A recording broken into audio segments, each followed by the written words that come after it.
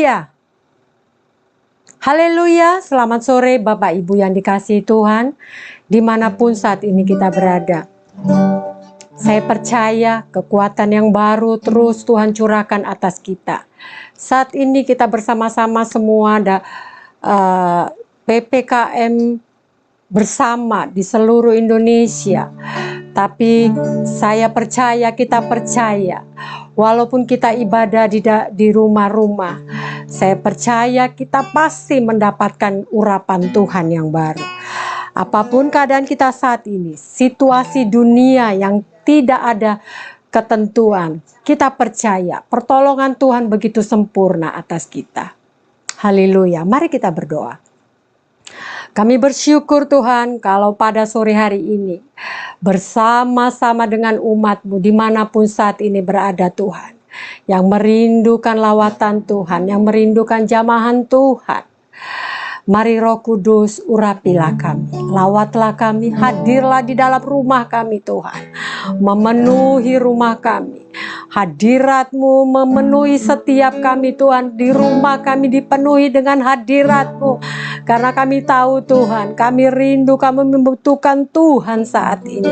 Kami butuh Engkau Tuhan. Situasi dunia yang tidak ada kepastian, tapi kami percaya kami memiliki Allah yang hidup, Allah kami yang penuh pengharapan yang pasti.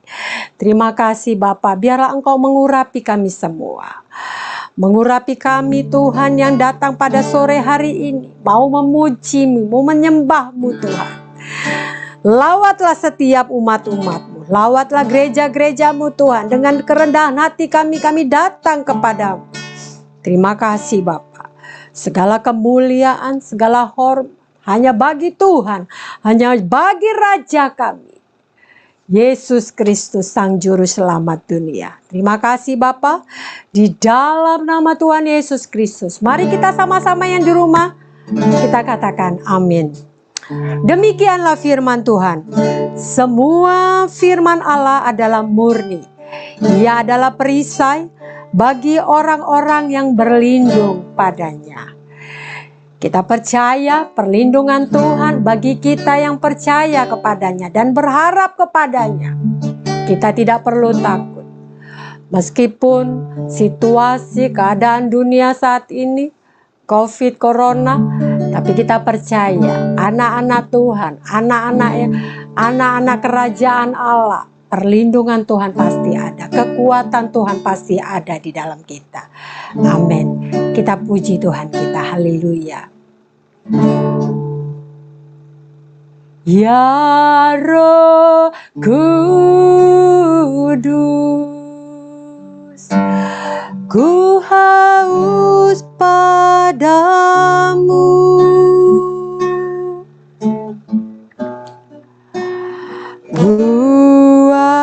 Puaskan sekarang kerinduanku. Puaskan kami Tuhan, kami rindu hadirat-Mu. Ya Roh Kudus, Kau penuntunku.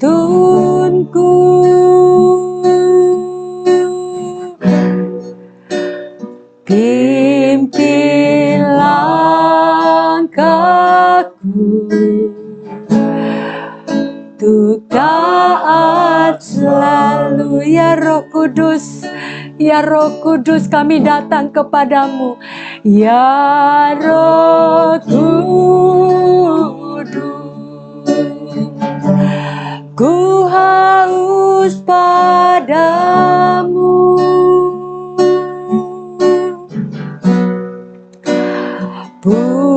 Puaskan sekarang kerinduanku. Ya Roh Kudus, ya Roh Kudus,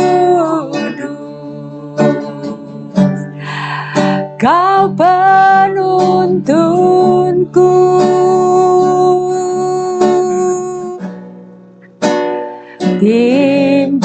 Pimpinlah aku. Biarlah kami terus taat dan setia kepadamu Tuhan. Haleluya. Mari angkat tangan kita, kita berserah. Nyatakan kemuliaan-Mu di tempat ini, ya Tuhan Allahku. Beriku belas kasihan-Mu, turunlah belas kasihan-Mu Tuhan saat ini bagi gereja-gereja. Bangkitkan roh kami Tuhan. Bangkitkan roh gereja-gereja-Mu saat ini Tuhan. Yang lemah Engkau berikan kekuatan Tuhan. Oh Yesuslah Tuhan. Yesuslah Tuhan. Yesuslah Tuhan bagi semua bangsa. Kita panggil Dia. Kita tidak perlu takut, kita memiliki Roh Kudus yang terus setia kepada kita. Ya Rohku, ya Roh Kudus, ku haus padamu. Kami haus akan Engkau Tuhan. Puaskan sekarang kerinduanku, ya Roh Kudus, ya Roh Kudus.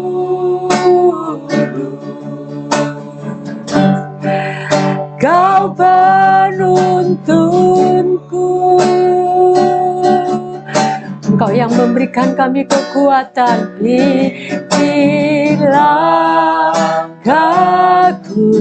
Pimpinlah kami Tuhan, untuk taat selalu.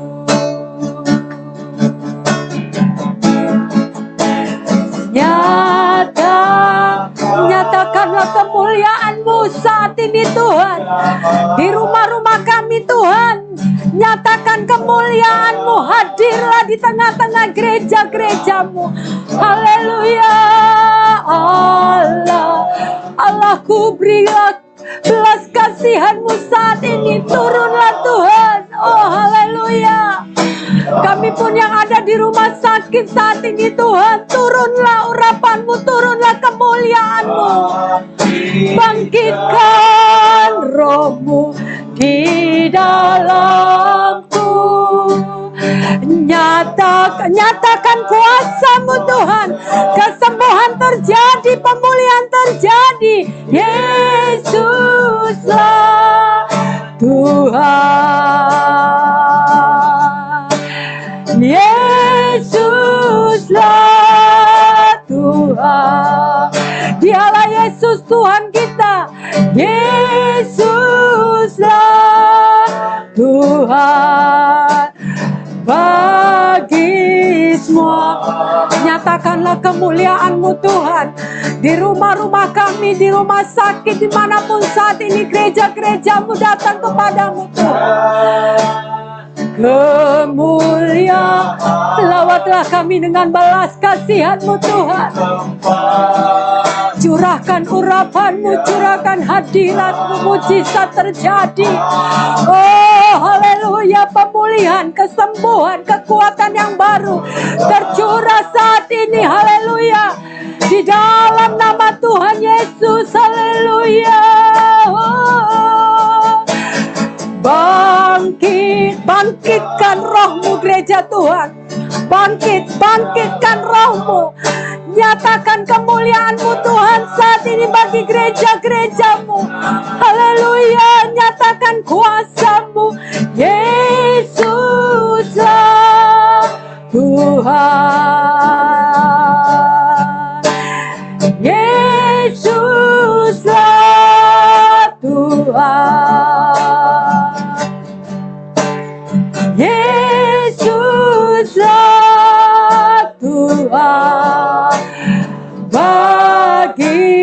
semua bangsa, nyatakanlah Tuhan, nyatakan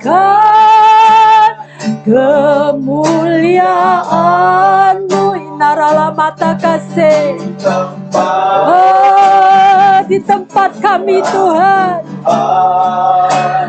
Allahku, liku belas kasihan-Mu. Bangkitlah gereja Tuhan, bangkitkan roh-Mu, bangkitkan roh-Mu.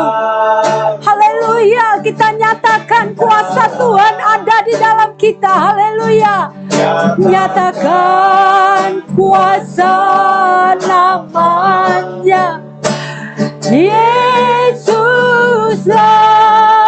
Tuhan, Yesuslah Tuhan, Yesuslah Tuhan kami, Yesuslah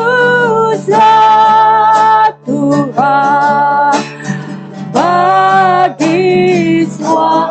Mari kita sembah Dia, sembah Dia, sembah Dia. Oh, Engkaulah Yesus Tuhan, Allah yang menyembuhkan, Allah yang menjamah, Allah yang mengubahkan setiap kami, Allah yang memberikan kekuatan. Tidak ada roh ketakutan, karena Tuhan memberikan kami roh keberanian. Oh, haleluya, haleluya.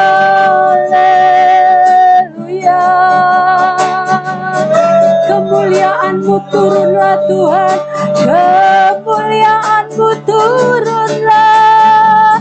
Hadirat-Mu Tuhan penuhi kami Tuhan. Haleluya, haleluya.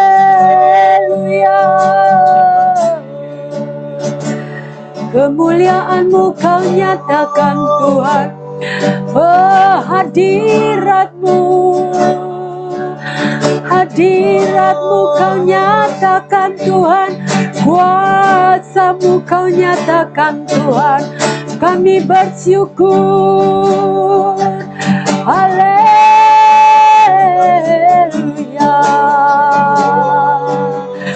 oh, haleluya,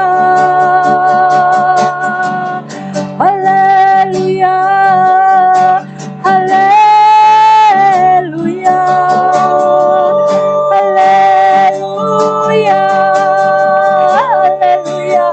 Kau yang kami sembah, hanya Kau yang kami tinggikan. Kau Tuhan kemuliaan kami, Kau Tuhan yang memberikan pengharapan yang pasti, Engkau Tuhan yang memberikan kesembuhan, Engkau Tuhan yang melawat setiap umat-umat-Mu saat ini Tuhan. Haleluya, oh.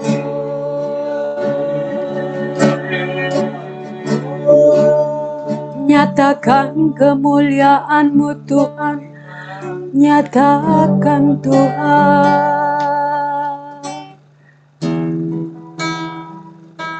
Mari kita angkat tangan kita, gereja Tuhan yang di rumah-rumah, yang di rumah sakit, apapun keadaanmu saat ini, kita nyatakan kuasa Tuhan luar biasa. Kuasa Tuhan dahsyat. Mujizatnya masih ada. Mujizatnya pasti terjadi bagi kita yang percaya dan beriman kepada Dia. Haleluya. Nyatakan kemuliaan-Mu, nyatakan Tuhan di tempat ini. Ya Tuhan Allahku, beriku belas kasihan-Mu.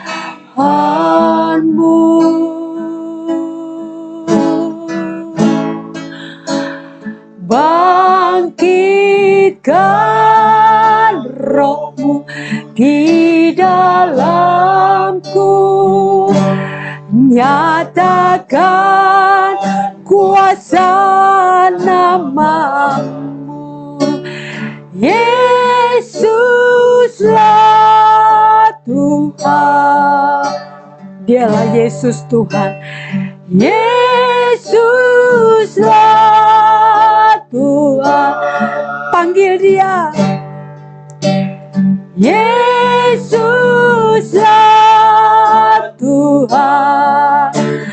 Bagi semua bangsa, nyatakan kemuliaan-Mu bagi kami Tuhan. Nyatakan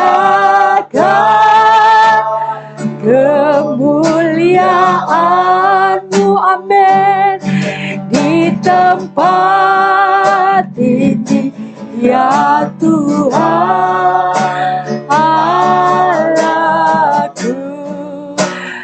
Beriku belas kasihan-Mu,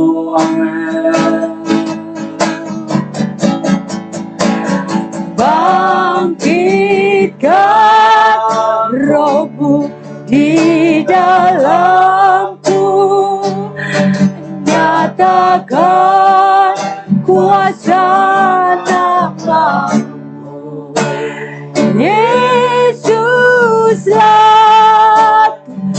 Yesuslah Tuhan. Haleluya. Yesuslah Tuhan. Dialah Yesus Tuhan kita. Yesuslah Tuhan. Bagi semua bangsa.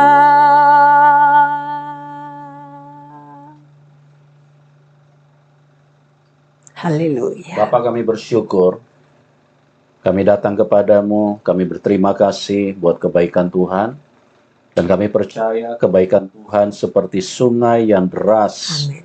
mengalir di dalam setiap kami. Amin. Karena Engkau Bapa yang baik, Engkau ingin supaya kami dipenuhi dengan hidup yang berkemenangan, Amin. hidup yang berkelimpahan, Haleluya. hidup yang penuh dengan bahagia, sesuai dengan rancangan Tuhan. Rancangan yang penuh dengan hari depan yang cerah, hari depan yang diberkati, Amin. hari depan yang bahagia. Amin. Karena Engkau adalah Bapa yang baik. Itu adalah hakikat-Mu. Amin. Dan itu adalah kerinduan-Mu terjadi buat setiap manusia. Terima kasih Bapa, kami siap diberkati, kami siap terima kebaikan Tuhan. Amin. Rancangan Tuhan kami terima, kami miliki di dalam kehidupan ini seperti yang Engkau rencanakan. Dalam nama Tuhan Yesus, kami siap diberkati Tuhan. Amin. Puji Tuhan, kita bersyukur kita bisa kembali menghadap tahta Tuhan di dalam kasih-Nya yang begitu luar biasa. Dan saya percaya kita semua ada di dalam rancangan Tuhan. Kalau kita mau datang sungguh-sungguh kepada Tuhan. Tetapi kalau kita tidak datang sungguh-sungguh kepada Tuhan, artinya bahwa kita sedang keluar daripada rancangan Tuhan. Kita sedang terlepas daripada rancangan Tuhan. Ya. Di dalam kondisi hari-hari yang begitu memilukan, karena ada begitu banyak saudara-saudara kita yang terpapar COVID dan juga tidak sedikit yang meninggal. Ini adalah merupakan sesuatu yang cukup menggetarkan hati banyak orang dan sekaligus memberi ketakutan, ya, memberi ketakutan yang terus mengelilingi, mengepung hidup manusia. Nah, di tengah-tengah situasi seperti ini, sebagai hamba Tuhan, saya ingin katakan kepada kita, mari datang kepada Tuhan. Datang kepada Tuhan karena Dia Bapa yang baik. Ya, kita harus mengerti dulu bahwa di dalam hidup manusia ada dua kuasa yang bekerja. Yang pertama itu kuasa setan, yang kedua itu adalah kuasa Tuhan. kedua pribadi ini dengan konsep yang berbeda. Ya, bedanya adalah langit dan bumi. Di mana konsep Tuhan adalah konsep yang ingin menghidupkan, ingin memberikan kebahagiaan di dalam hidup manusia. Sedangkan konsep iblis adalah konsep kematian, konsep kebinasaan. Dan itu sudah ditulis jelas di dalam Yohanes 10 ayat yang ke-10. Pencuri datang hanya untuk mencuri, membunuh, dan membinasakan. Tetapi aku datang supaya kamu mempunyai hidup dan mempunyai di dalam segala kelimpahan. Dua pribadi ini bekerja dengan kondisi yang sangat bertolak belakang, bertentangan, berperang satu dengan yang lain. Ya, kita perhatikan baik-baik apa yang sedang kita alami atau apa yang sedang melanda dunia ini adalah manifestasi daripada konsep si iblis. Ya. Artinya iblis datang untuk mencuri apa yang dia curi, kesehatanmu. Apa yang dia curi, damai sejahteramu. Apa yang dia curi, semua pikiran-pikiran yang baik. Apa yang dia curi, semua yang Tuhan sediakan buat manusia. Dicuri sama setan, sampai satu ketika semua akan mengarah ke titik nol.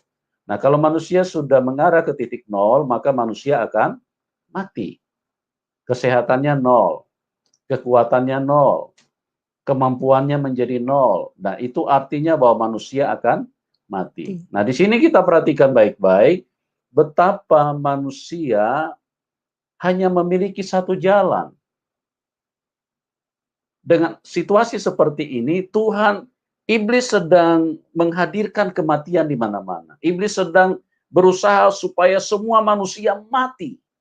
Supaya semua manusia menderita. Supaya manusia semua ketakutan. Supaya manusia tidak bisa hidup.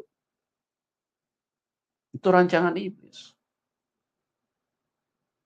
Tetapi saya mau beritahu sebagai hamba Tuhan.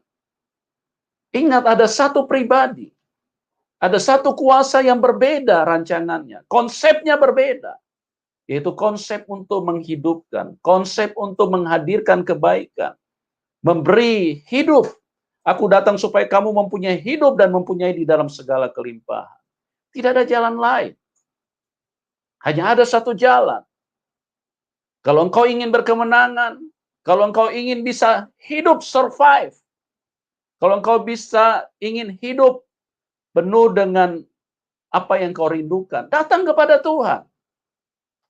Hanya Tuhan tempatnya, hanya Tuhan alamatnya. Iblis bekerja dengan konsep yang saya sudah sebutkan tadi. Tapi Tuhan mengizinkannya untuk apa? Supaya manusia berbalik kepada Tuhan. Manusia datang kepada Tuhan.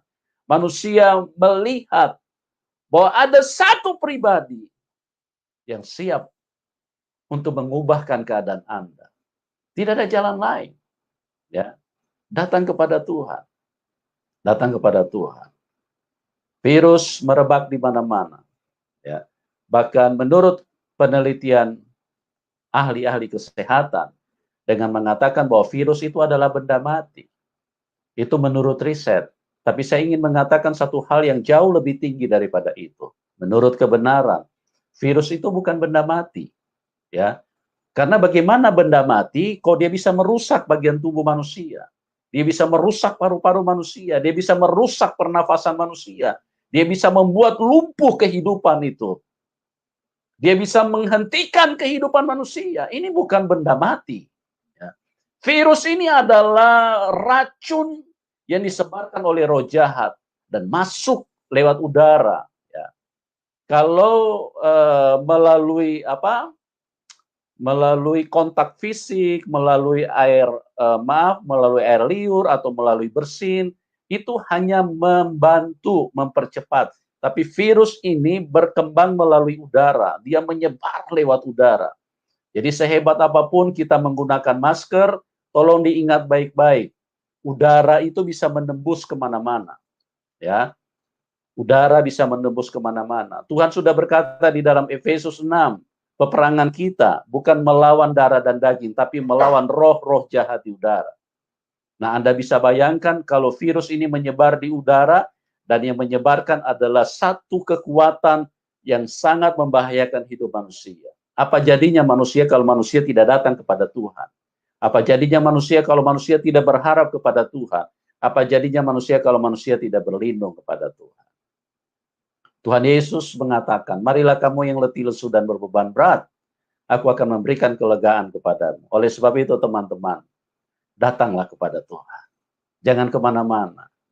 Datang kepada Tuhan. Manfaatkan situasi seperti ini. WFH, work from home, bekerja dari rumah, sekolah diliburkan, perkantoran diliburkan, dan ibadah pun diliburkan. Artinya tidak boleh ketemu, tidak boleh kontak fisik, social distancing. Supaya apa? Supaya untuk menghentikan, meredam. Dengan situasi seperti ini, manfaatkan dengan baik. Ada Tuhan yang mengulurkan tangan. Dia membuka tangannya dengan begitu lebar. Marilah kamu yang letih lesu dan berbeban berat, aku akan memberi kelegaan kepadamu. Di tengah-tengah kesesakan, di tengah-tengah himpitan, di tengah-tengah tekanan yang begitu mengkhawatirkan dan menakutkan, Tuhan Yesus membuka tangannya buat kita semua. Tidak ada yang tidak panik. Dokter panik secara luar biasa. Bukan hanya dokter, negara saja panik. Bukan hanya negara-negara berkembang, negara-negara adidaya pun ketakutan menghadapinya. Karena apa? Karena virus ini tidak terlihat oleh mata. Dia menyebar lewat udara. Mau lari kemana manusia? Mau lari kemana? Tuhan berkata, bertobatlah, kerajaan Allah sudah datang.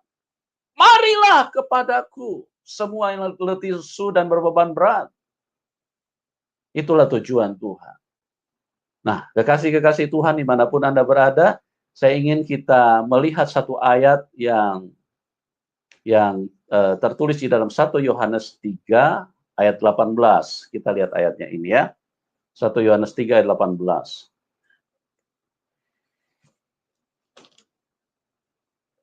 Ya, tolong dibaca. Demikian firman Tuhan.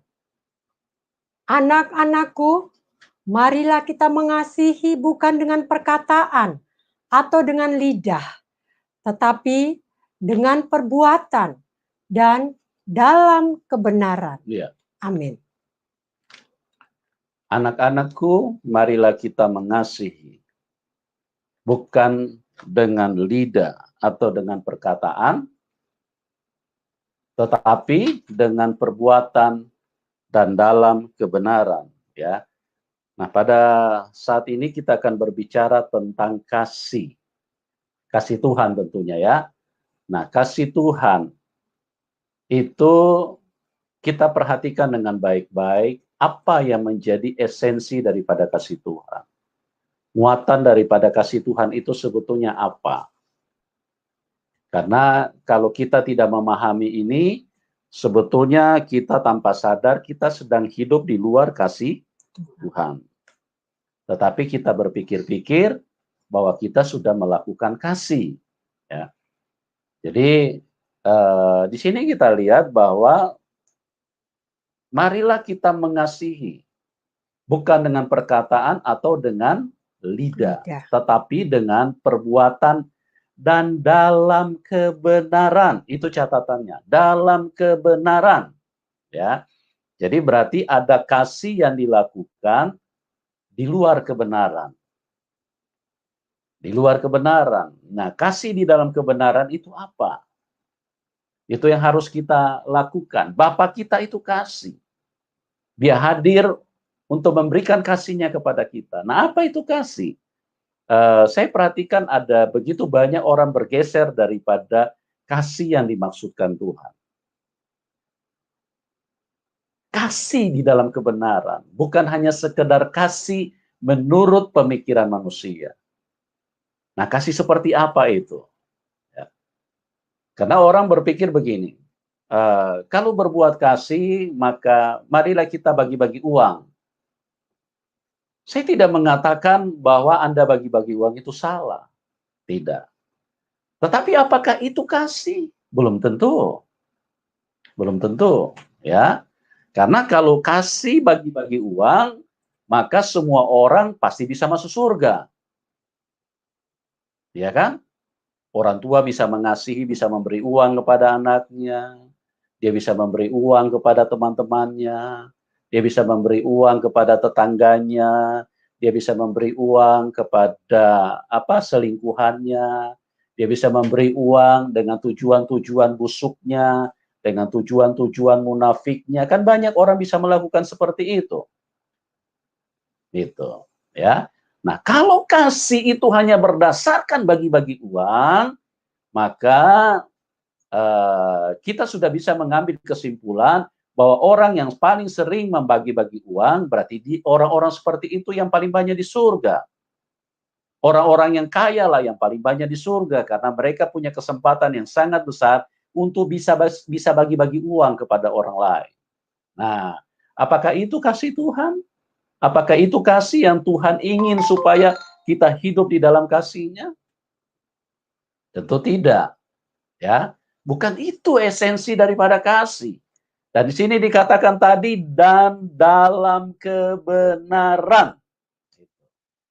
Dalam kebenaran ya, teman-teman, jangan kita dalam pikiran, bukan kasih dalam pikiran, bukan dalam kasih dalam pengertian kita. Oke? Apa itu kasih? Banyak orang sering menerjemahkan kalau kasih itu rendah hati, ya, banyak senyum dengan orang lain.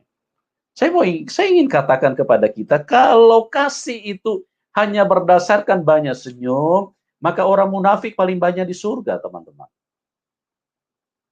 Karena mereka di dalam kemunafikan mereka paling bisa untuk memberikan senyuman. Sekalipun mereka tidak menyukai orang yang di depannya, sekalipun dia tidak senang, bahkan dia ingin melakukan sebuah kejahatan, dia bisa datang dengan senyuman. Dia bisa datang dengan senyuman. Yudas pernah datang dengan bukan hanya dengan senyuman, dengan ciuman kepada Tuhan. Dia ingin menunjukkan bahwa dia seolah-olah dia ingin menampilkan sebuah action, sebuah perbuatan yang membuat orang lain terpesona. Apa itu kasih? Bukan. Ya. Jadi kita jangan terjebak, jangan terperangkap dengan pengertian-pengertian manusia. Kalau hanya kasih itu berdasarkan dengan orang banyak senyum, ya mohon maaf, maka perempuan-perempuan yang cari mangsa, PSK, mereka paling banyak senyum. Supaya apa? Supaya menarik perhatian bagi banyak orang. Itu. Orang yang tujuan-tujuan jahat pun bisa memberikan senyuman kepada banyak orang. Ya, jadi itu bukan hakikat daripada kasih. Perhatikan baik-baik, apa itu kasih? Ya, kasih di dalam kebenaran. Ya, kasih tentunya bukan juga hanya orang yang bagi-bagi sembako. Bukan. Kalau kita hanya bagi-bagi sembako, maka saya percaya 2000 tahun yang lalu Tuhan Yesus datang membangun yayasan sosial di dunia ini. Bukan bagi-bagi sembako, bukan itu esensi daripada kasih. Ya, sama tadi saya sudah jelaskan di awal. Kalau hanya itu standar kasih, maka orang-orang yang paling banyak membagi-bagikan sembako, merekalah yang paling pertama masuk surga. Sementara orang yang tidak punya apa-apa, orang yang miskin seperti kayak Paulus, miskin seperti para rasul, artinya mereka tidak memiliki harta-harta duniawi. Maka mereka akan sulit sekali untuk masuk di dalam kerajaan surga. Itu. Nah, perhatikan baik-baik, apakah engkau sudah hidup di dalam kasih Tuhan? Apakah engkau hanya hidup di dalam kasih sesuai dengan pengertianmu? Sementara kita dipanggil untuk mengasihi. Anak-anakku, marilah kita mengasihi. Bukan dengan perbuatan. Bukan dengan perkataan. Bukan hanya dengan lidah. Tapi dengan perbuatan. dengan perbuatan, tapi di dalam kebenaran. Begitu. Bukan dengan perbuatan yang sudah saya sebutkan dari 1, 2, 3, dan 4. Ya. Karena kalau kita hanya berdasarkan pengertian manusia, tapi tidak di dalam kebenaran, maka saya percaya kita hidup di luar kasih Tuhan. Kita sedang tidak bersama-sama dengan Tuhan, tapi kita sedang bersama-sama dengan dunia. Itu. Banyak orang memberi, tapi tidak mendatangkan hal yang seperti yang diinginkan oleh Tuhan. Oke, kita coba lihat kebenaran di dalam ayat yang ke-16, 1 Yohanes 3, ayat yang ke-16.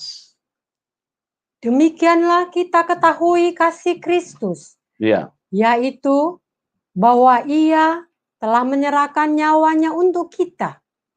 Jadi kita pun wajib menyerahkan nyawa kita untuk saudara-saudara kita. iya. Kalau kita perhatikan dari ayat ini, kasih sudah mulai jelas muatannya apa, esensinya apa, intisarinya apa.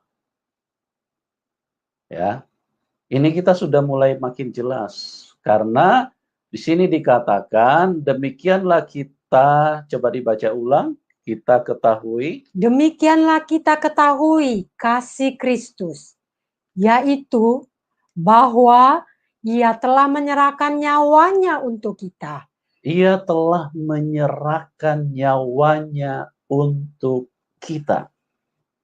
Jadi kita pun wajib menyerahkan nyawa kita untuk saudara-saudara kita. Amin. Ya. Jadi apa itu kasih? Kasih di sini adalah keselamatan.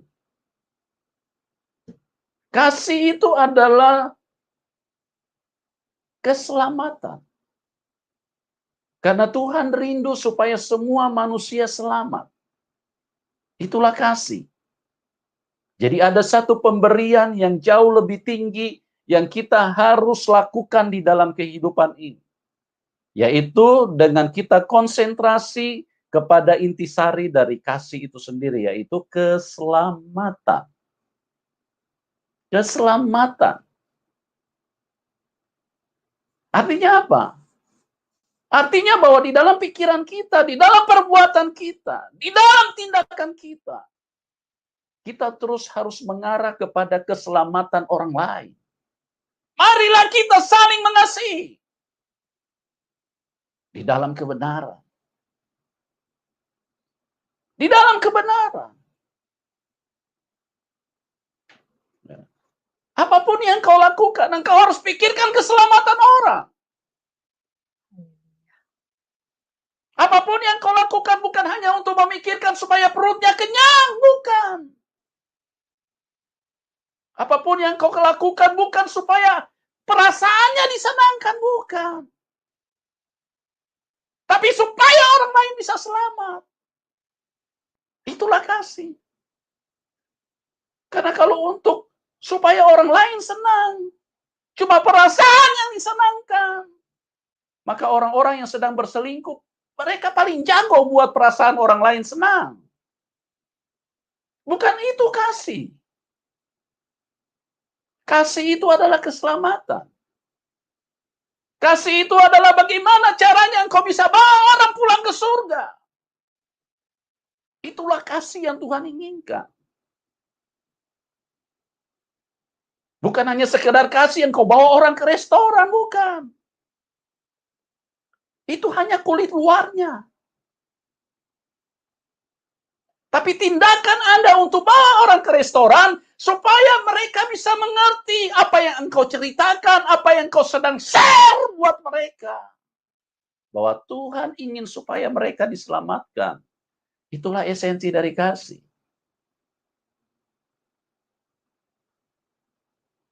Nah, pikirkan baik-baik.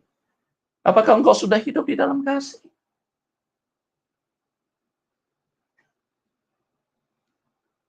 Coba kita lihat di dalam Yohanes 3 ayat 16. Yohanes 3 ayat 16.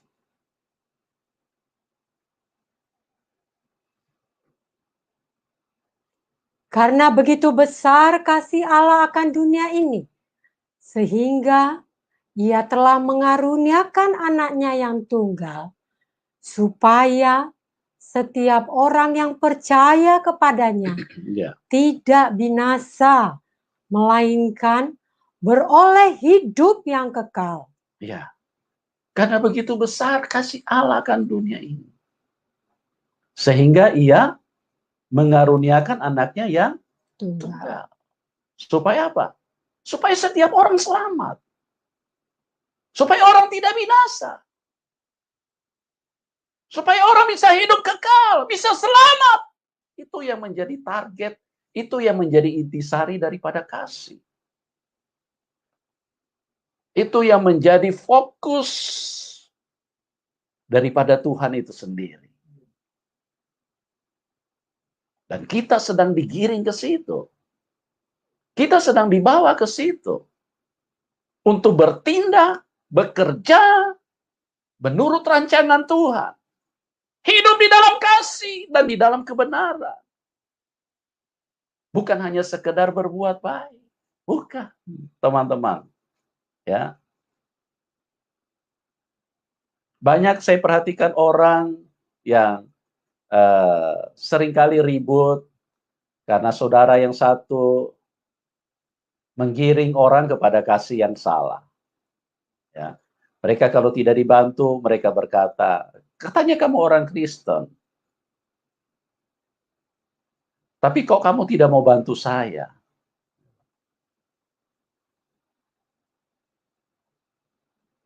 Kita bantu, tapi esensinya harus bawa mereka kepada keselamatan. Bawa mereka kepada keselamatan. Kalau Anda memberi sesuatu, terus yang mereka gunakan pemberianmu itu hanya untuk berfoya-foya dan bermalas-malasan, Anda sedang membawa dia ke neraka. Anda sedang menjerumuskan dia. Jangan peduli dengan orang-orang seperti itu. Jangan peduli dengan teriakan mereka. Jadi setiap tindakanmu, setiap perbuatanmu, engkau harus menggiring orang kepada keselamatan. Bawa orang kepada Tuhan.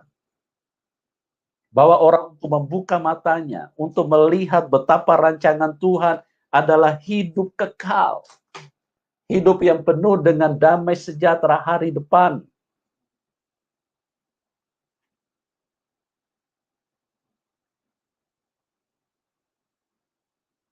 Sudahkah engkau hidup di dalam kasih? Mungkin ada yang berkata, sudah.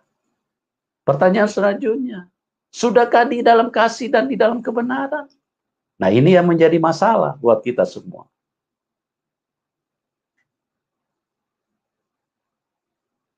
Sudah berapa banyak jiwa yang kau selamatkan di dalam hidup ini? Sudah berapa banyak jiwa? Apa yang sudah engkau lakukan? Tahukah engkau bahwa kematian Tuhan dengan begitu mengerikan itu dilakukan dengan tujuan supaya manusia selamat? Darahnya ditumpahkan. Betapa sakitnya Tuhan. Betapa perihnya luka. Sakit yang luar biasa. Dari kepala, dari batok kepala sampai ke kaki. Hancur semua. Darah ditumpahkan. Kalau Anda tidak percaya, coba keluarkan darah dari dalam dagingmu. Itu sakit yang luar biasa. Apa esensinya daripada perbuatan Tuhan? Dia menderita, dia hancur. Dia memberikan dagingnya dicabik-cabik. Hanya dengan tujuan supaya Anda selamat. Supaya ada manusia selamat. Supaya ada manusia yang pulang ke surga. Karena begitu besar kasih Allah akan dunia ini sehingga ia mengaruniakan anaknya yang tunggal. Supaya setiap orang yang percaya kepadanya tidak binasa, tapi beroleh hidup yang kekal. Amin. Sudah berapa banyak orang yang kau buat bisa percaya kepada Tuhan Yesus? Sudah berapa banyak?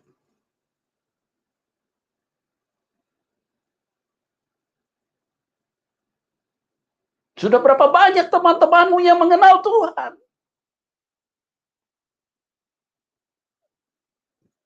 Sudah berapa banyak teman-temanmu yang menyembah Tuhan?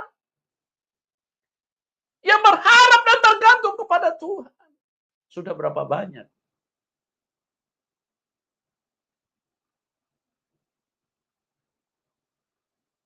Dan lihat baik-baik, sudah berapa umurmu? Apa engkau sudah hidup di dalam kasih? Mungkin ada yang berkata, saya sudah 70 tahun. Oke, itu usia yang bagus. Cuma pertanyaan selanjutnya, berapa banyak jiwa yang kau bawa kepada Tuhan? Karena begitu besar kasih Allahnya ini, Ia mengaruniakan anaknya yang tunggal dihancurkan, disiksa, dibunuh. Supaya apa? Supaya manusia selamat. Nah, kalau Tuhan begitu konsentrasi kepada keselamatan manusia, sekarang Anda konsentrasi kepada siapa? Saya melihat begitu banyak orang cuma konsentrasi kepada corona saat ini. Tidak pernah konsentrasi kepada jiwa-jiwa, kepada keselamatan.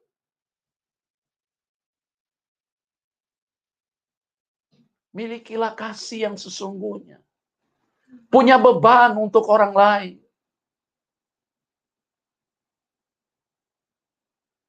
Tangisi mereka.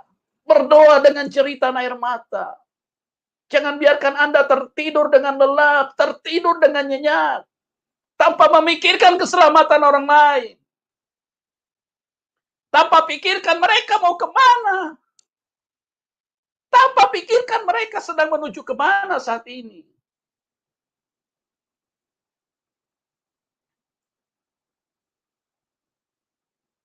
Anak-anakku, 1 Yohanes 3 ayat 18. Anak-anakku, marilah kita saling mengasihi. Ya, marilah kita saling mengasihi. Coba dibacakan ayatnya ini. 1 Yohanes 3 ayat 18. Anak-anakku, marilah kita mengasihi bukan dengan perkataan atau dengan lidah. Marilah kita mengasihi bukan dengan perkataan atau dengan lidah. Tetapi dengan perbuatan dan dalam kebenaran. Dan dalam kebenaran. Keselamatan mereka. Bawa mereka ke surga. Waktunya sudah singkat. Waktunya hampir habis. Waktu hampir berhenti. Jangan pulang dengan tangan hampa.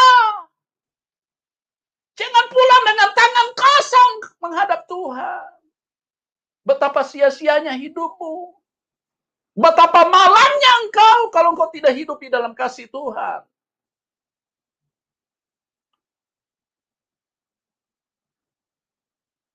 Hiduplah dalam kasih Tuhan. Kasih yang benar. Selamatkan orang lain. Bawa mereka kepada Tuhan. Doakan mereka dengan sungguh-sungguh.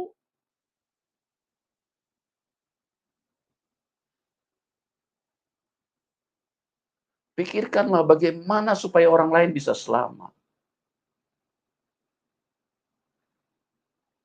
Kerjakan itu dengan sungguh-sungguh. Ya. Jangan berbuat baik bukan untuk keselamatan orang.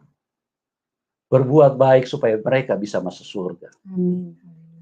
Daud pernah berbuat baik kepada Uria. Dia suruh Uria pulang, terus kemudian dia suruh Uria pergi bersenang-senang dengan istrinya. Ini perbuatan baik juga, tapi tidak di dalam kebenaran. Ini perbuatan baik di dalam kejahatan, perbuatan baik di dalam kemunafikan, perbuatan baik karena hal-hal yang berasal dari iblis. Bukan itu.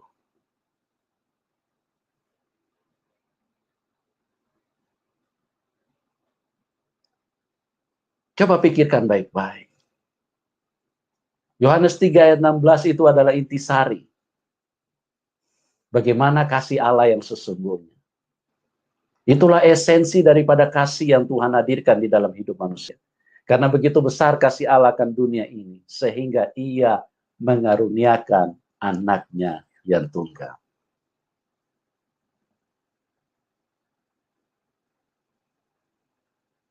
Dia mengaruniakan anaknya yang tunggal. Sekalipun engkau harus menderita, sekalipun engkau harus menjadi luka, sekalipun engkau harus jadi korban, sekalipun engkau harus mati. Kalau itu untuk keselamatan jiwa, kalau itu untuk bawa pulang orang ke surga, lakukan itu. 1 Yohanes 3 ayat 16, coba baca baik-baik. 1 Yohanes 3 ayat 16.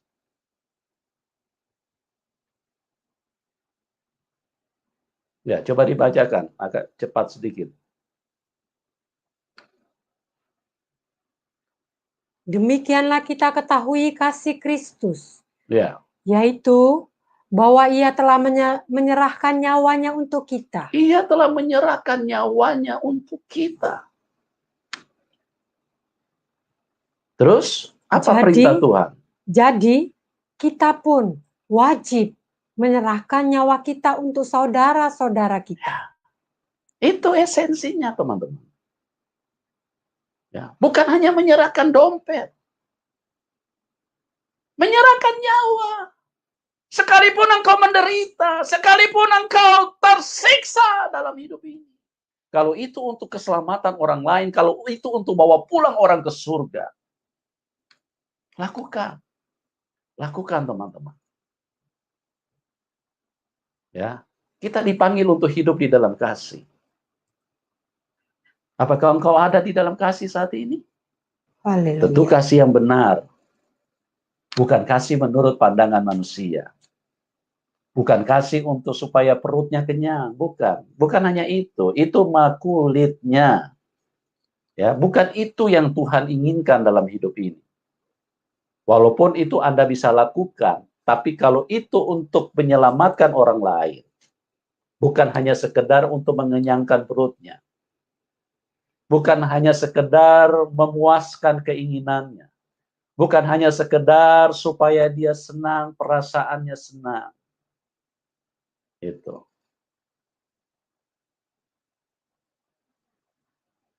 Ada begitu banyak orang lebih memikirkan perasaan orang tuanya. Tapi dia tidak pikirkan keselamatan orang tuanya. Ya. Semua tradisi, semua budaya yang melukai hati Tuhan, yang menyedihkan hati Tuhan. Adat-adat yang penting menyukakan orang lain, menyukakan manusia, menyukakan orang tua. Tanpa peduli bahwa ini berkenan tidak kepada Tuhan. Apa yang dilakukan ini bisa menyelamatkan? Tidak. Hanya dengan berpikiran, yang penting orang tua senang. Yang penting kita beradat, yang penting kita berbudaya, yang penting ini tradisi. Yang penting ini tradisi. Toh, kalau orang lain senang, kita pun juga senang ikut bahagia. Jangan pikirkan itu. Itu tidak penting. Yang kau harus pikirkan keselamatan orang lain. Siapa yang bisa menyelamatkan orang lain? Hanya Tuhan. Nah, kalau Tuhan tidak berkenan, berarti apa yang kau lakukan itu tidak membawa keselamatan. Apa yang kau buat itu sia-sia. Itu sia-sia, teman. Ada begitu banyak tradisi-tradisi, kebiasaan-kebiasaan adat istiadat yang begitu melukai hati Tuhan. Tapi terus dikerjakan manusia. Yang penting orang tua bahagia. Yang penting orang lain puas, orang lain senang. Bagaimana dengan hati Tuhan? Ya. Ingat baik-baik saya katakan tadi. Dalam dunia ini, dalam hidup ini hanya dua kekuasaan. Kalau engkau sedang tidak bekerja melakukan sesuai dengan rancangan Tuhan, saya ingin katakan kepada Anda, dengan tegas saya ingin katakan, Anda sedang melakukan kehendak iblis di dalam hidupmu tanpa engkau sadari, tanpa engkau mengerti. Perhatikan setiap tindakan kehidupanmu, perhatikan setiap perbuatan hidup.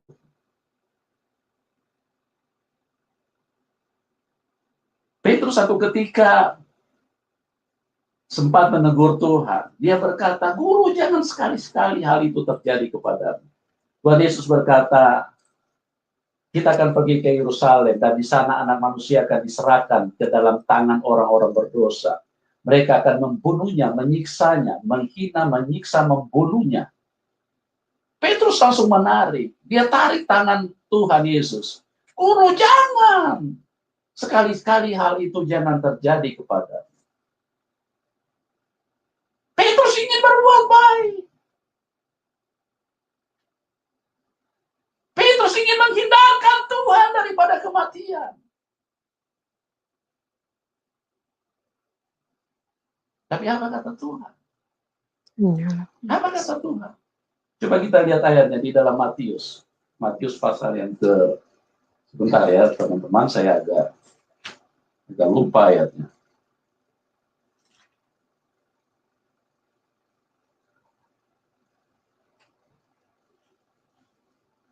Ya, Matius, coba tolong dilihatin.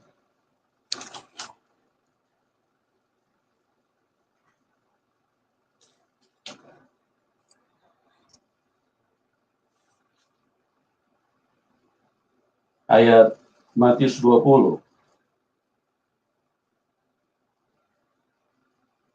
Coba tolong dilihatin.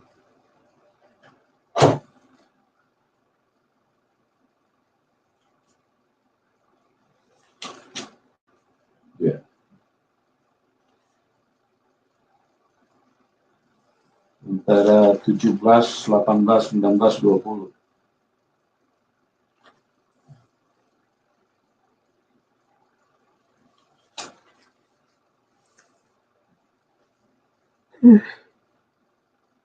Ya, ayat Matius 16, Matius 16, ayat yang ke-21.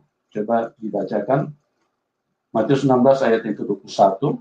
Sejak waktu itu, Tuhan Yesus mulai menyatakan kepada murid-muridnya Tuhan Yesus mulai menyatakan kepada murid-muridnya bahwa ia harus pergi ke Yerusalem dan menanggung banyak penderitaan dari pihak tua-tua, imam-imam kepala, dan ahli-ahli Taurat, lalu dibunuh dan dibangkitkan pada hari ketiga. Coba perhatikan baik-baik ya. Betapa Tuhan Yesus itu sangat konsen kepada keselamatan manusia. Dia sangat konsen. Sekalipun darahnya harus ditumpahkan, sekalipun dia harus dihina, sekalipun dia harus dicabik-cabik, sekalipun badannya harus dihancurkan. Itu sebabnya kita melakukan sakramen perjamuan kudus, itu melambangkan tubuh Tuhan dipecah-pecahkan, dihancurkan, menjadi roti hidup, dihancurkan tubuh. Sekalipun dia hancur. Tuhan sangat konsen kepada keselamatan manusia. Tujuan kedatangan Tuhan turun ke dalam dunia supaya Anda selamat. Amin. Tujuan Tuhan memanggil Anda supaya orang lain selamat. Jangan hidup egois, jangan hidup sia-sia, teman. Ya, Anda hidup bukan hanya karena supaya Anda punya dompet tebal, Anda percaya kepada Tuhan Yesus, bukan supaya karena Anda naik level, supaya rumah Anda dari 1 menjadi 2, menjadi 3, menjadi 4. Bukan itu. Bukan supaya Anda sehat saja. Bukan. Bukan supaya telinga tuli Anda disembuhkan. Bukan supaya kolesterol Anda disembuhkan. Bukan hanya itu. Bukan karena asam urat Anda supaya disembuhkan. Bukan karena Anda hidup dengan asam lambung, muka asam, dan segala macam. Bukan itu. Anda dipanggil Tuhan. Tuhan melakukan sesuatu buat hidupmu. Dalam 1 Yohanes 3 ayat 16 tadi. Jikalau Tuhan telah menyerahkan nyawanya, maka kita pun wajib untuk menyerahkan nyawa kita. Untuk apa? Supaya orang lain selamat. Jiwa-jiwa diselamatkan. Pertanyaan sekali lagi, sudah berapa banyak jiwa yang kau bawa pulang ke surga? Halo, teman-teman? Masih terlalu asikkah engkau dengan pekerjaanmu? Sementara engkau pulang dengan tangan hampa menghadap Tuhan? Saya tidak peduli apapun yang sedang engkau lakukan saat ini. Dan Tuhan juga tidak peduli dengan apapun yang Anda lakukan saat ini. Dan Tuhan rindukan. Engkau diberkati. Engkau dipanggil. Diubahkan hidupmu. Supaya engkau bisa membawa mereka pulang ke surga. Engkau bisa membawa mereka diselamatkan. Amin. Jangan berdiam diri, teman-teman. Waktu itu singkat. Apa yang kau bisa lakukan? Perkenalkan Tuhan kepada siapapun. Yes. Kepada agama manapun. Perkenalkan Tuhan. Hanya Dia jalan keselamatan dan hidup. Itulah kasih Tuhan. Dia begitu besar kasihnya kepada dunia. Supaya apa? Supaya kita diselamatkan. Setiap orang yang percaya kepadanya diselamatkan. Bukan karena engkau di tengah jalan senyum sana senyum sini. Itu tidak dibutuhkan. Ya, kalau tidak ada jiwa yang kau bawa kepada Tuhan, engkau pulang tangan kosong, engkau pulang sia-sia, sia-sia hidupmu. Ingat baik-baik, ada satu orang yang Tuhan berikan perumpamaan, di mana satu diberi 1 talenta, yang kedua diberi 2 talenta, yang ketiga diberi 5 talenta. Ini bukan talenta main gitar, ini bukan talenta main musik, bukan talenta untuk nyanyi, jadi WL di gereja, bukan talenta itu yang Tuhan maksudkan. Yang 2 bisa menghasilkan 2. Artinya jiwa-jiwa ada yang dibawa kepada Tuhan. Yang 5 menghasilkan 5. Ya. Bukan talenta itu. Talenta di surga tidak diperlukan. Karena waktu kita masuk surga, kita diubahkan sempurna. Amin. Semua kita bisa nanti. Tidak perlu alat-alat musik. Semua disediakan Tuhan.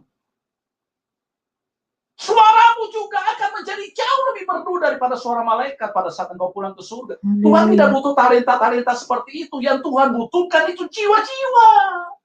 Maka ada satu orang yang paling menyedihkan, paling malang. Dia terima 1, dia kubur, dia tanam dengan sapu tangan, dia tanam di dalam tanah. Apa artinya tanah? Dia bungkus kehidupannya dengan kedagingan. Semua yang dari daging ini hasilnya dari tanah.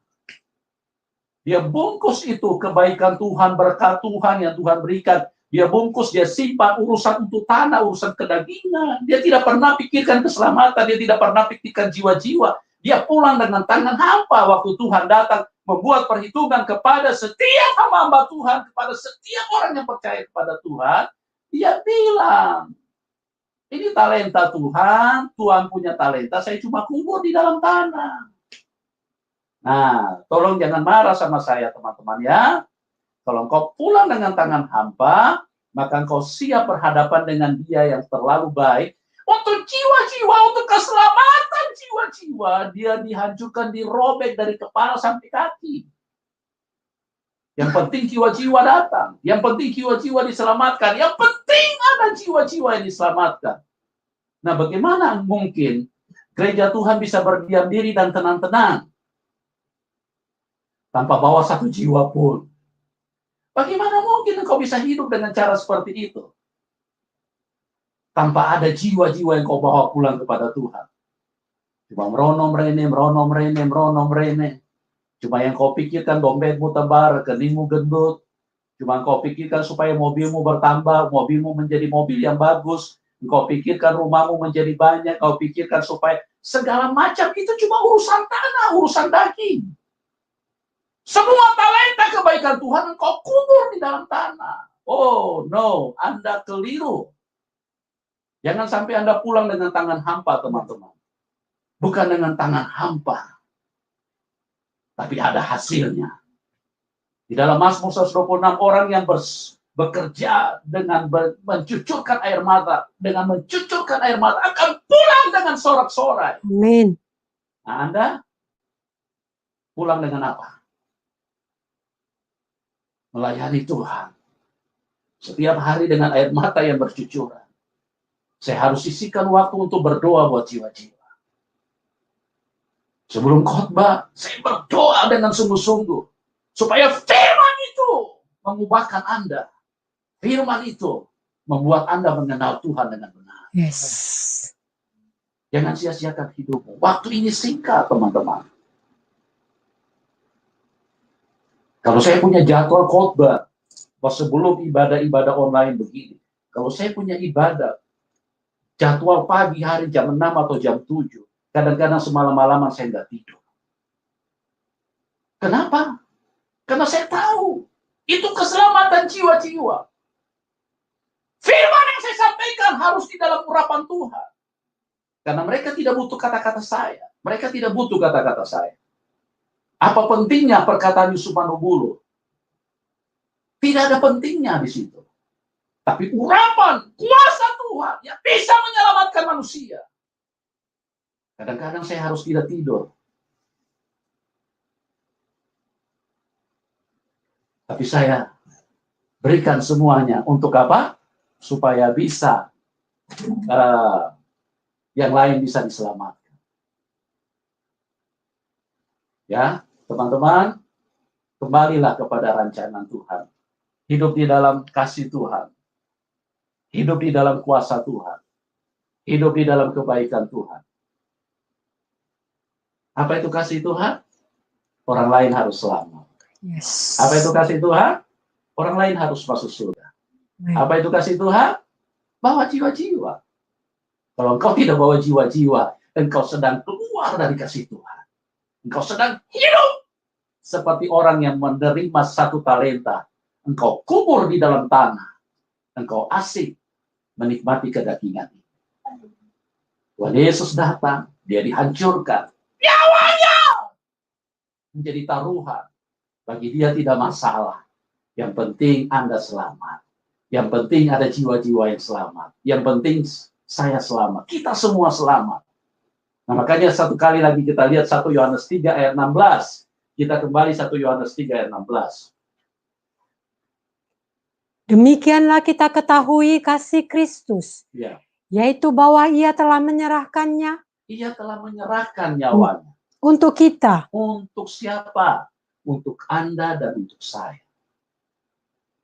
Jadi, kita pun wajib menyerahkan nyawa kita untuk saudara-saudara kita. Kita pun wajib menyerahkan nyawa kita. Kalau itu untuk keselamatan jiwa-jiwa, serahkan. Jangan ditahan, teman-teman. Kalau itu untuk keselamatan orang lain, serahkan nyawamu. Ini firman loh. Ini firman, baca baik-baik, buka matamu lebar-lebar.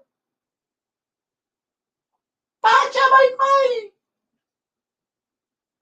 Jangan cuma yang dilihat oleh bilur-bilurnya, kamu telah disembuhkan. Bukan cuma itu. Ini loh, kasih Tuhan. Jikalau Tuhan sudah menyerahkan nyawanya, kita pun wajib menyerahkan nyawa kita. Untuk apa? Untuk keselamatan orang lain. Sudahkah ada orang lain selamat? Lewat mulutmu? Jangan lewat mulutmu orang lain terluka. Jangan lewat mulutmu orang lain menderita. Jangan lewat mulutmu orang lain masuk neraka. Ya. Kerjakanlah keselamatan itu. Dan bawalah sebanyak mungkin jiwa-jiwa kepada Tuhan Yesus. Mari kita katakan, hanya Engkau juru selamatku. Dalam musim kalah. Ya Toria Sandia.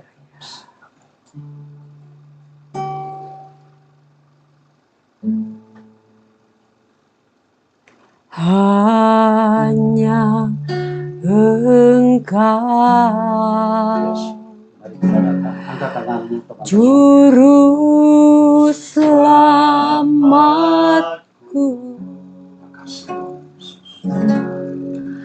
Tuhan, Kau setia padaku.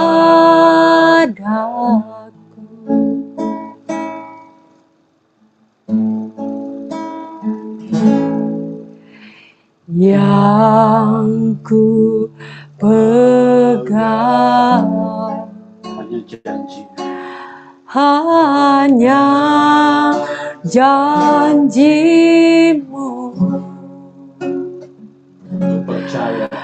ku percayakan hidupku. Katakan hanya Engkau juru selamat.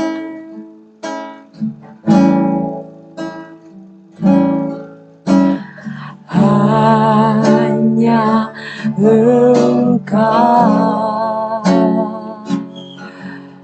juru selamatku. Tuhan Kau setia. Tuhan Kau setia padaku. Yang ku pegang hanya janji-Mu.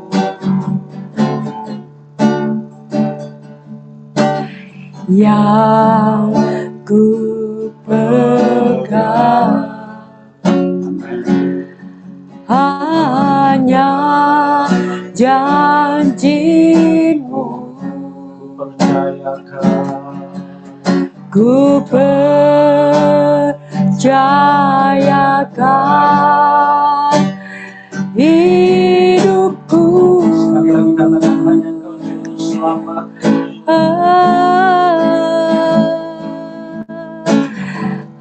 Hanya Engkau juru selamatku. Tuhan Kau setia. Tuhan Kau setia padaku. Oh, yang ku pegang hanya janji-Mu, Tuhan Yesus.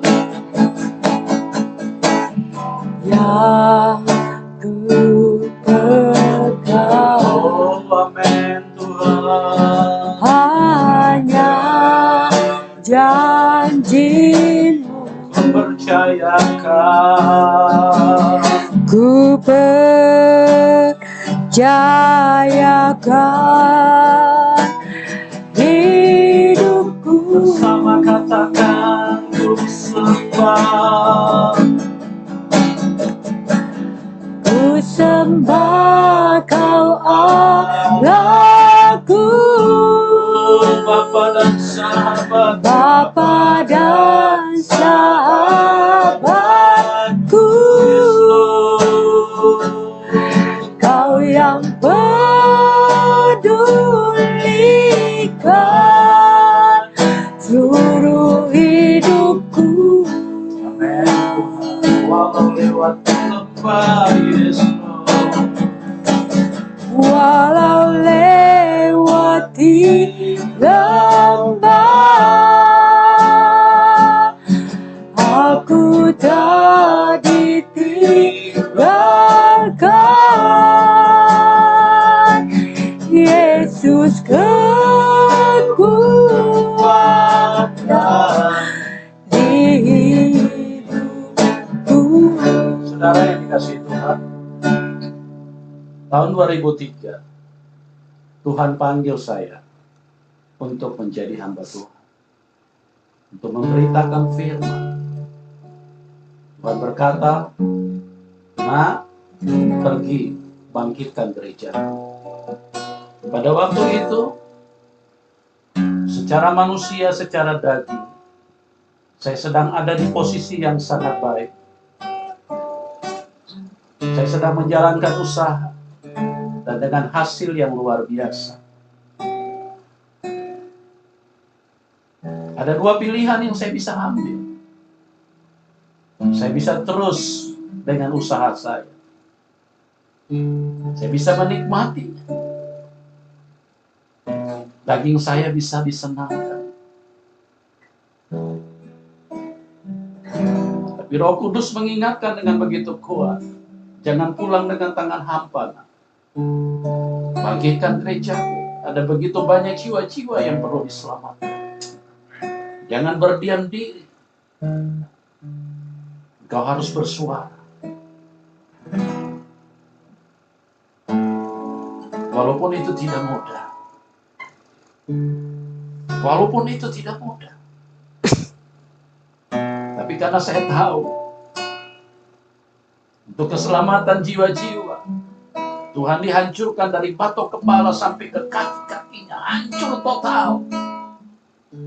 Sampai nyawanya pun harus lepas dari badannya, supaya kita selamat. Bagaimana mungkin saya bisa berkeras hati? Bagaimana mungkin saya bisa berdiam diri? Bagaimana mungkin saya sanggup menghadap dia sebentar nanti tanpa saya memiliki perasaan yang sama, tanpa memiliki kesehatian dengan Tuhan, tanpa memiliki beban yang kuat terhadap jiwa-jiwa? Bagaimana mungkin saya sanggup menghadap dia sebentar nanti? Saya tanggalkan semuanya ke dagingan. Saya tanggalkan, saya lepaskan usaha itu. Tidak terlalu penting itu buat saya. Tuhan Yesus berkata, kumpulkan harta di surga. Dan sejak itu, saya masuk di dalam pelayanan. Bagaimana dengan Anda? Berapa banyak jiwa yang Anda bawa kepada Tuhan? Dari sehari ke sehari, saya terus bergulat dengan Tuhan. Dengan tetesan air mata, setiap hari saya berdoa, Tuhan, selamatkan jiwa-jiwa. Kita dipanggil untuk menjadi sehati sepikir dengan Tuhan.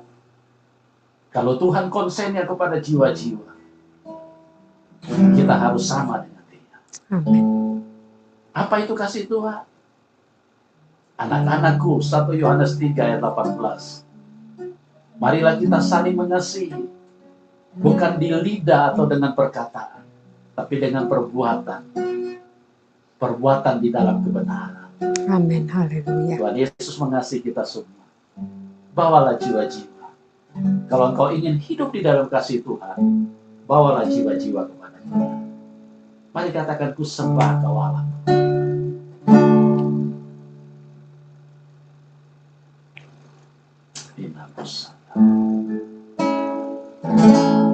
Ku sembah Kau Allahku, Bapa dan sahabatku. Oh, yes, Lord. Kau yang pedulikan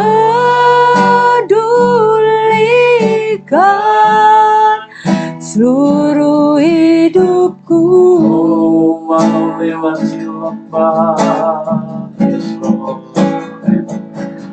Walau lewati lembah, aku tak ditinggalkan. Yesus kekuatan hidup. Katakan bersama, sembah Kau.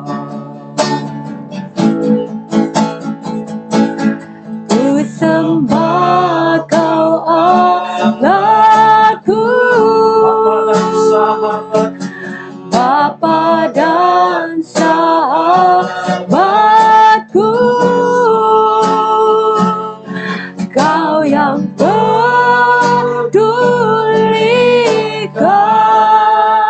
seluruh hidupku. Walau lewati lembah, walau lewati lembah, aku tak ditinggalkan. Yesus kekuatan sekali lagi katakan, sembah Kau Allah.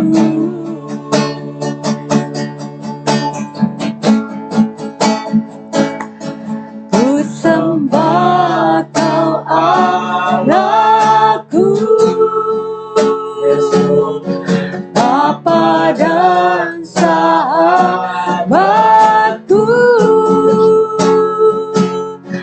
Kau yang pedulikan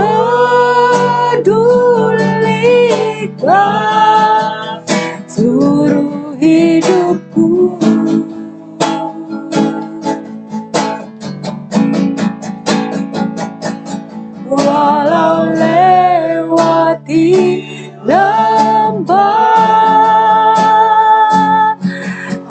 ku tak ditinggalkan. Yesus kekuatan hidupku. Katakan Yesus kekuatan.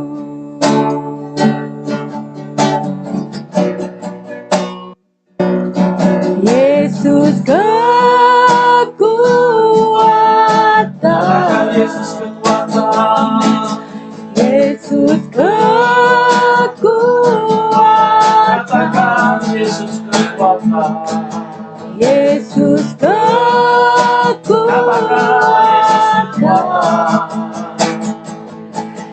Yesus Lagi katakan. kekuatan. Yesus kekuatan di hidupku. Dimanapun Anda berada, Tuhan Yesus ada di sana. Dengan rohnya yang kudus, Amin, haleluya. Dia ingin mengubahkan hidupmu. Dia ingin engkau menjadi berkat. Amin. Dia tidak ingin engkau menjadi sia-sia. Pulang dengan tangan hampa. Biarkan urapannya turun di dalam hidupmu. Urapan belas kasihan Tuhan. Sehingga engkau punya hati mengasihi jiwa-jiwa. Mari angkat tanganmu.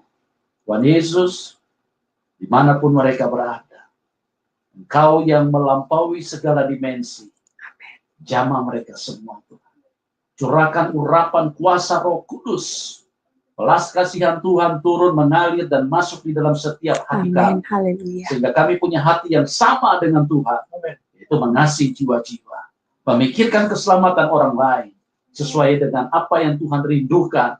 Tuhan berkorban dengan begitu habis-habisan supaya kami semua selamat.